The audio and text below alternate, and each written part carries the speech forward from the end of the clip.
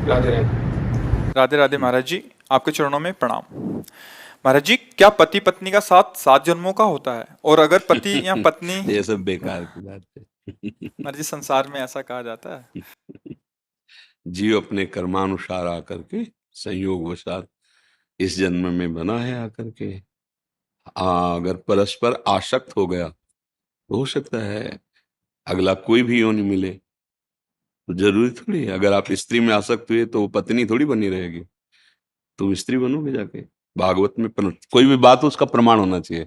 पुरंजनोपाख्यान है भागवत में, पुरंजनोपाख्यान। उसमें पुरंजन भ्रमण कर रहा था तो एक बहुत सुंदर महल देखा, बगीचा देखा, 9 द्वार का महल, विविध प्रकार की भोग विलास था। उसमें एक सुंदरी को देखा जिसका नाम पुरंजनी था। वो अपने अंग रक्षकों के साथ घूम रही थी, आसक्त हो गया। वो भी स्वीकार कर लिए दोनों। पूरा विवरण वो अध्यात्म का विवरण है। इसी बुद्धि पुरंजनी है और जीव पुरंजन है, और ये 9 द्वारों वाला ये पुर है पूरा। उसमें वो तो बड़ा लंबा विषय है, हम आपको सारांश में बताए। वो पुरंजन जब पुरंजनी में आसक्त हुआ, मरा, तो वो स्त्री बना जाके। और पुरंजनी अन्यत्र कहीं जन्म ली, लेकिन वो स्त्री बना जाके। वो जिस राजा की पत्नी बना जाके, वो राजा उससे बहुत प्यार करता था। अब वो वैसी राजा पे आसक्त हो गई। राजा युद्ध में मारा गया। अब वो चिता में, उस समय प्रथा थी, तो चिता में जलने के लिए बहुत विकल थी। तो पीछे से आवाज आई, ए सुन, मैं तेरा मित्र हूं, मेरी तरफ देख। तो उसने देखा तो एक बहुत ही सुंदर तेजस्वी पुरुष खड़ा। बोले, मैं तो आपको नहीं जानती हूँ। बोले, जानती नहीं, तू मेरा नित्य सखा है, मैं तेरा नित्य मित्र हूँ। मेरा नाम अविज्ञात है। अविज्ञात माने मैं जानने में नहीं आता हूँ। ना तू स्त्री है, ना ये तेरा पति था। तू देख। जब देख कहा ना, तो जैसे टीवी में दिखाई देता है ना, ऐसे उसे सैकड़ों जन्मों की स्मृति आ गई। और उसको दिखाई दे रहा, अरे ये तो बहुत बड़ा नाटक है मेरे साथ। पहले मैं किसी का पिता था, फिर किसी का पुत्र बना, फिर किसी की पत्नी बना, फिर तो मैं कैसे उससे मुक्त हूं। तब वो उनको ज्ञान देते हैं, तो उसको समझ में आता है मैं भगवान का अंश हूं, मैं भ्रम से इस शरीरों में फंसा हूं। तो शास्त्रीय पद्धति के अनुसार ये तो बोले, तो मैं आपका साथ नहीं छोड़ूंगा 7 जन्म तक है। कैसे? जीव अपनी कर्म की गति के अनुसार।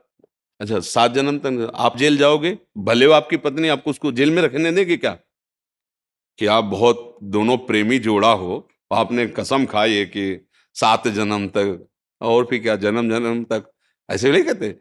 एक जन्म नहीं, 7 जन्म तक, 7 जन्म नहीं तो जन्म वो समझते हम काल को अधीन किए जैसा हम चाहे। यही की जेल में आप बताओ, हमें प्रमाण दो कि आपके द्वारा अपराध बन जाए और आपको कानूनी सजा मिले आपको, तो क्या आपकी पत्नी को आपको साथ रहने में मिलेगा?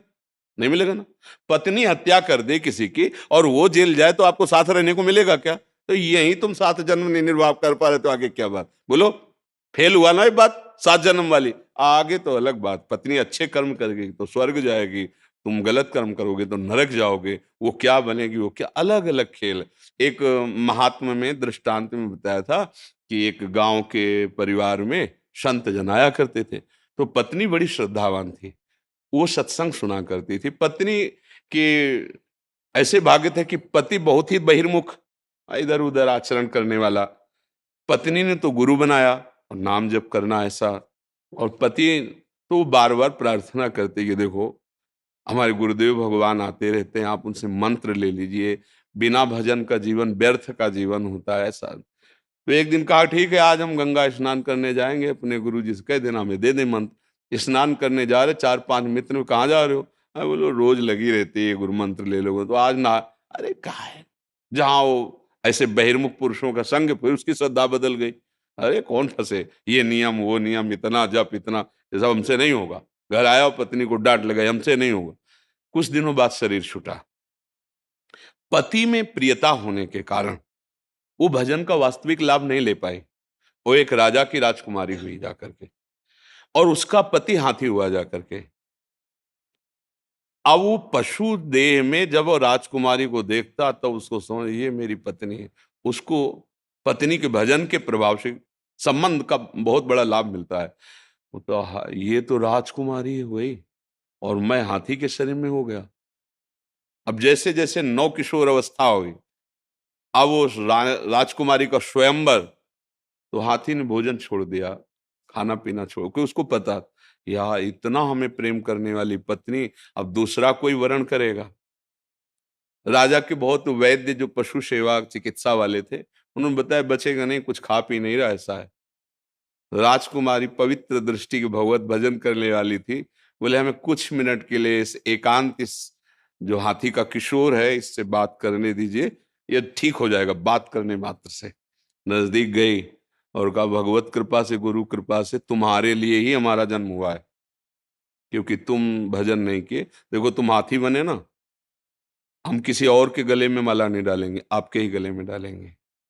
पर अब आप जो गुरु मंत्र हमें मिला था वो हम आपको दे रहे हैं, अब चुपचाप जो मंत्र आपको हम सुनाई दे रहे हैं उसका आप जैसे बने तैसे चिंतन करो और भोजन शुरू करो। हम इतना भजन करेंगे कि अब आपको भी ले जाएंगे भगवत धाम में।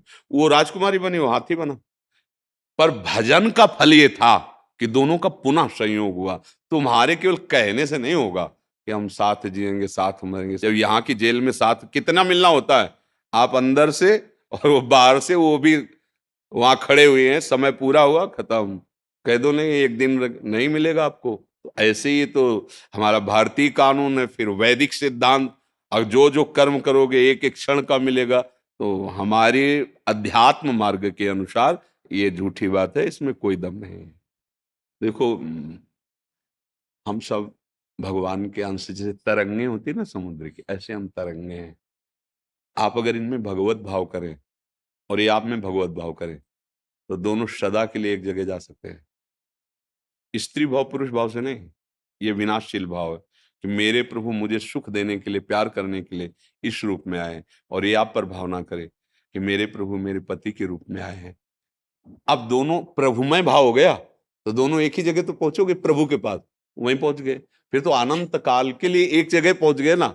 अगर शरीर भाव में रहे तो फिर ट्रांसफर अलग अलग हो सकता है, अगर भगवत भाव में आए तो एक ही जगह जाला है। एक दूसरे में भगवत भाव, कभी आपस में किसी भी बात को लेकर ऐसा वैर विरोध ना हो कि आपस के प्रेम में, आज जीवन प्रेम में मिला है। थोड़ी बात सहन कर लिया, थोड़ी आप सहन कर ली, दोनों प्यार से आगे बढ़ते हुए देखो भगवान आए इन रूपों में। हाँ, इनको दुलार कर, ठीक है। धन धन धन जय जय श्री राधे, जय जय श्री राधे, जय जय ओहो। देखो बच्चों पर कैसा प्रभाव पड़ता है आचरण का। आप प्रणाम करें तो उठो, हो गया प्रभु। ले जाओ, धन्यवाद धन्यवाद धन्यवाद।